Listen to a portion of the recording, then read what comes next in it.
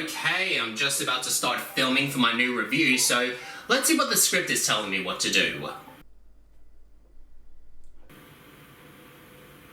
Well, alright then. Oh no, oh me, oh my, I am so tired. I am so sleepy, I am so tired. I literally cannot believe this is happening to me. Why me of all people? Well, I suppose like any other person who feels sleepy, I should probably go to sleep and... Wait a second. This has happened before. Man, you know, all this talking about Crash Bandicoot, Activision and all that, it's gotten me a little bit tired, so I'm probably gonna take a nap. The next day. Oh, you have got to be shitting me. Oh, no, you fucking don't. Okay then, God, Jesus, the roof of the house, or whoever's listening, listen up very clearly. I am going to go to sleep. I don't know why, but the script is telling me to go to sleep.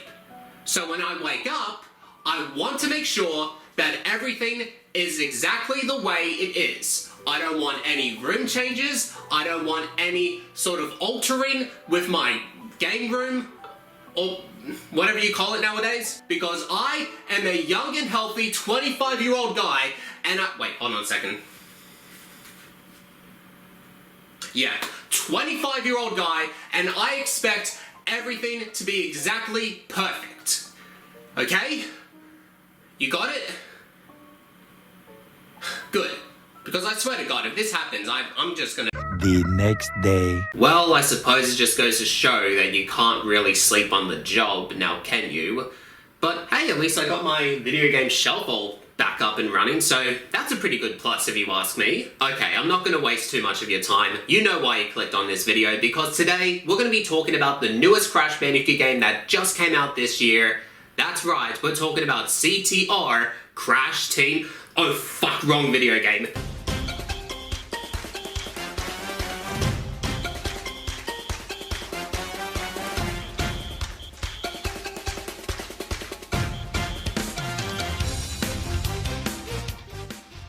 Crash Team Rumble is the newest video game in the Crash Bandicoot series, developed once again by Toys for Bob, the same company that brought us Crash Bandicoot 4 It's About Time, aka why is this platinum trophy so difficult to acquire?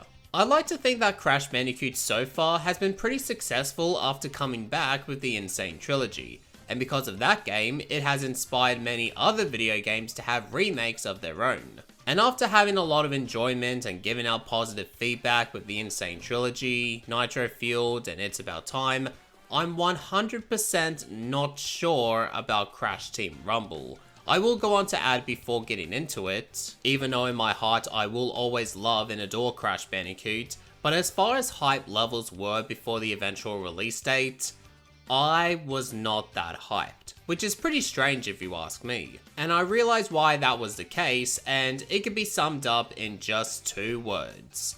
Online multiplayer. Crash Team Rumble was developed for the purpose of online competition against many other online players, a genre that has really taken over this era of video gaming for quite some time.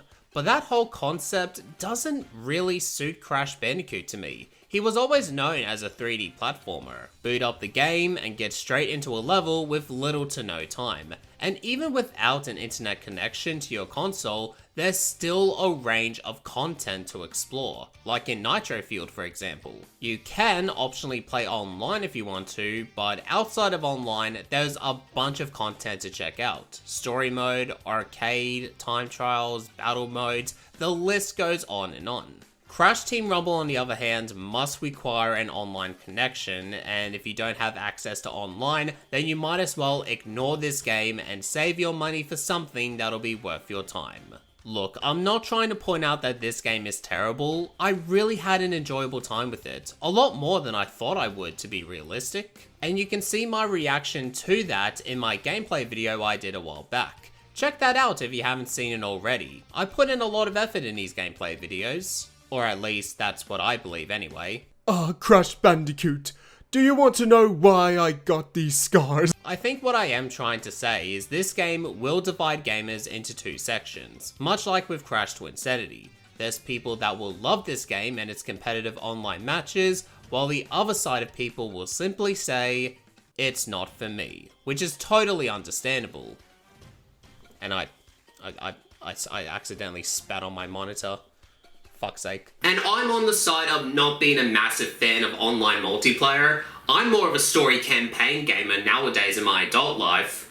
But even then, I still want this game to really succeed. There's so much potential this game has with later patches and further updates, but I don't know, man. Something tells me in the back of my mind, Activision is lurking in a corner like a cat staring at you from a distance, just waiting for the right moment and the right time to get their filthy hands on it, completely destroying what is Crash Bandicoot's resurfacing to the modern video gaming industry. But still, I will do my best to be absolutely biased, fair, but also critical if necessary about Crash Team Rumble. I will be talking about my experience with the game when I played it on day one, and my experience when coming back to this game 1 month later, just to see if any of my thoughts have changed or seen any future plans within the game itself. I didn't want to fully talk about CTR, Crash Team Rumble to be exact, early on because I wanted to get all the information and my experience come naturally through my brain so I can give out my honest feedback without missing anything. That's what I like to do when talking about newer video games. I do apologize that this review took a lot longer than usual to develop as I had things to do, like moving places from one house to another. You get introduced to a tutorial section where you learn how to play the game itself. The main objective is to grab as much Wumpa fruits as you can and make your way back to your base to donate the fruits into points. And the first team that reaches up to 2,000 points will be the victor. You partake in 2 teams of 4 and you can select what characters to play as. From Crash Bandicoot, Coco Bandicoot, Cortex, Dingodile, who's someone I'm totally not simping for by the way, and Brio, and Trophy, and a new character named Catbat. A hybrid of a cat and a bat. And honestly, this is just one step closer to creating a Batman villain named Man-Bat. But I can dig that jacket though. Catbat definitely has some good drip. Each character is listed based on 3 categories. The scorer, where they focus on grabbing and scoring points. The blocker, when they help defend your base or stop enemies from scoring points. And the booster, where they help boost their teammates by easily collecting relics. And sure, you can technically do all of that for any character you desire to play as, but each character will have a different moveset and a different playstyle, which I can appreciate. So who you decide to play as is important, and what the rest of the team chooses to play as is just as important too. It's all team-based at the end of the day, and if you want to get those W's, then you have to work together as a team. My favourite character to play as would have to be Dingodile, as from my experience, he could be OP as hell. You also have power-ups, and they can also help boost your team up to get the advantage, like Wumpa Stash, and when using it, you can collect even more Wumpa fruits than before, and Healing Fridge, allowing you to heal up faster, just to name a few. It allows you to have that extra oomph for your team as you work your way to winning a match. The maps for where you get to partake in are pretty decent. You get areas back over in Crash 4 from the canyon, the garden, and the summit, and many more. I honestly would have liked more maps however, maybe take some areas back from the Insane trilogy like the snow and the sewers, or if you really wanted to, you could use the 10th dimension from Crash to Insanity. That'll be pretty cool in my opinion. But that is probably just me overhyping myself a bit too much. And we all know what that can do to us. So in a match, you can obtain gem boost and by succeeding, your team's percentage for getting points will go up for a limited amount of time. And when it runs out, you have to wait for it to recharge before using the gems again. You can also collect relics and by grabbing enough, you can donate the relics to get certain abilities for your character and for your team. They range from cannons, using a mask, explosive jumps, and many more. But then you have the giant relic stations that will appear somewhere around the middle of the map, and this is the key determining factor on who will win the match. Basically, when your team activates it, it gives your team a massive boost. From Sandstorms, Uka Uka's Bombardment, and Big Bonsai to name a few. Of course it will depend on which map you're playing on, and throughout the game you can unlock different costumes, hats, and backpacks to name a few, allowing the option to wear them. Spyro's uncle, is that you? Overall, and like I said earlier, I enjoyed this game mode a lot more than expected. It could be intense in areas when it's neck and neck to get the victory, and I like the whole idea of working together as a team. You could do everything solo and carry your team, but at that point it'll be 1-on-4 and that'll smack your ass very quickly, like that one weird night in a hotel room you end up regretting. So it's all about making sure everyone plays their part and trusting one another to get that W. So, that was a pretty fun game mode. Let's have a look at what else Crash Team Rumble has to offer. Let's see, you can play a practice match, learn how to play, partake in a private match, and that's about it. So, how much did this game cost me anyway? 65 Australian dollars? Shit! Yeah, this is gonna bring me to one of my biggest complaints when grabbing this game on day one. There's not much content within the game itself, which really does beg the question on why Crash Team Rumble wasn't free to play right from the very start if this is what they bringed out. Say what you want about Fortnite and Fall Guys, but at least they were games you can download and play for free, unlike this game in particular. But I'm not going to complain a whole lot about it, as I am going to be assuming there'll be even more updates down the line, and as long as there's no additional cost for characters or costumes, then I guess I'll be okay with that. But if I am going to be spending 65 Australian dollars on day one, yeah, that's how much it cost me at EB Games, I would have expected to have more content than this. If anything, I almost feel ripped off, thinking it should have been $30 at best. But at least I am glad that this game didn't cost me 100 Australian dollars, otherwise my face would have turned into this flaming Cheetos. It's totally not hot, by the way.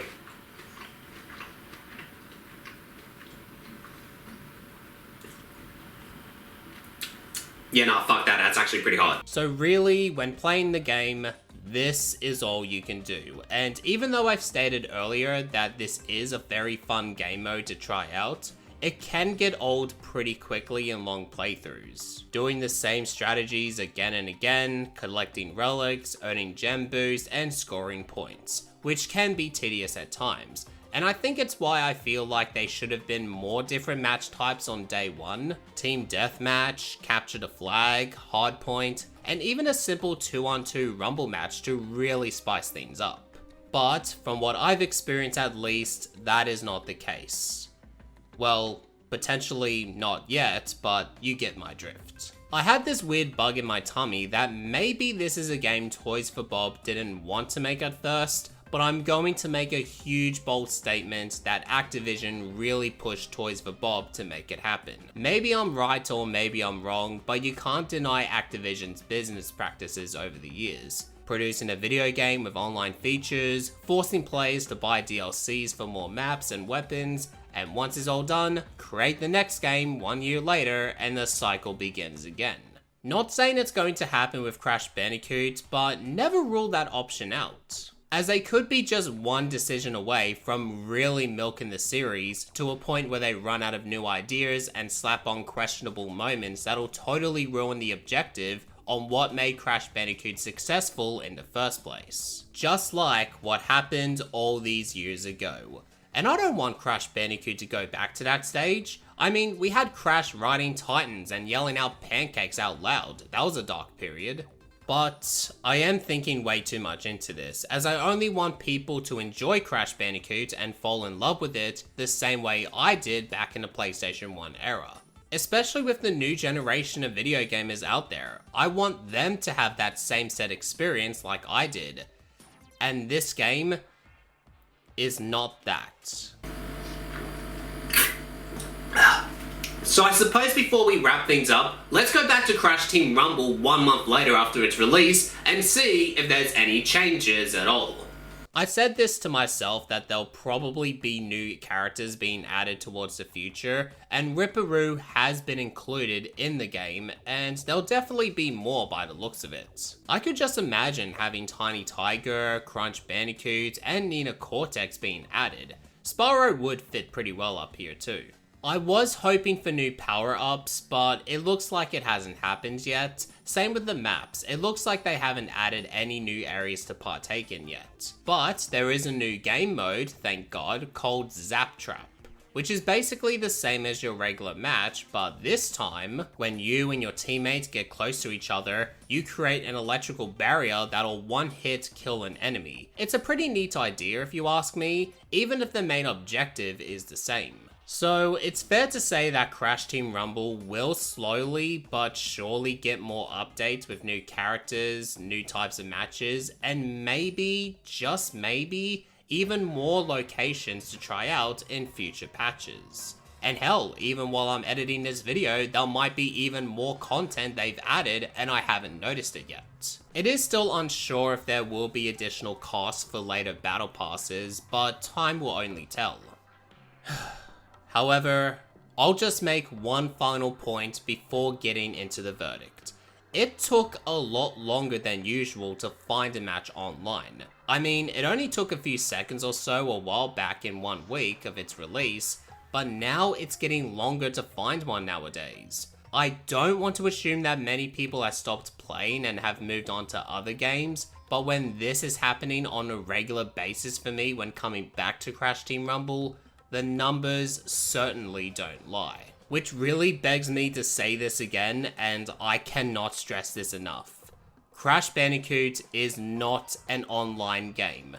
Crash Bandicoot is a simple, easy to play 3D platformer that rewards players for putting time and effort when you're working to get that 100% completion. And it is okay to create a few spin-off titles here and there, because that's what Crash Team Rumble is, let's be honest, but never drift away to what made Crash great in the first place. And that was Crash Team Rumble. The game mode itself is fun to partake in. The game plays well, I like the power-ups and the relic stations to use, and I like how every character plays differently and has a unique moveset. Compared to something like Crash Bash, where every character plays identical to each other. Stop asking for a Crash Bash remake, cause it's never gonna happen. The only fear I have out of this game is its future. Will more people eventually get invested in what Crash Team Rumble has to offer? Because if you look past at any negative feedback, I can see that this is a pretty decent video game, and I do really want to listen to my heart that this game will do well because, hey, it's Crash Bandicoot after all. But it's really hard to ignore all the shady stuff within the game, and the fact that Activision is behind the wheel on this one. As strange as it's going to sound for a modern Crash Bandicoot game, I don't think I can recommend this game. For now at least. When playing this game on day one, there was a lack of content that really bummed me out, and even now, there's still not enough. What kept me going, however, was working towards getting that platinum trophy, baby! But after that, there wasn't really much else to do. It feels like I don't have anything else much to say because the game doesn't have anything else to offer. Perhaps down the line, roughly 6 to 12 months, there'll be just enough features that'll make me recommend others to try this game out. But for where it stands right now, I can't really see myself doing so. In the title, I question to myself if this game is wasted potential. A video game that has a lot of potential, but I feel like this game will fail in the long run if many players won't be invested in it long term, making this game go to waste. So, we'll have to wait and see if Crash Team Rumble will be wasted potential. Well, I suppose I should probably come back to this game sometime towards the future to see if there's any major progress within the game, and not only that, just to see how the game truly stands on its own, but for now, I suppose this is goodbye. So thank you all for tuning into this review. Obviously, there's still a few things I have to do with this video game room, but once it is fully completed, I'll be more than happy to do a video game room tour and show everyone where I'm at. And I gotta say, I really am missing my stuff, so it's really great to see it all back here. All except for Flowey the flower up there in the corner. Fuck you, you piece of fucking pebble shit. You always keep scaring me all the time, and I'm fucking tired of it. You should go back to a garbage bin and where you came from and die. Oh, well, that's a bit weird. I thought I just changed a new light bulb. Well, anyway, thank you all so much for watching this video, and if you enjoyed it, then make sure to leave a like, share the video, and subscribe. Oh shit!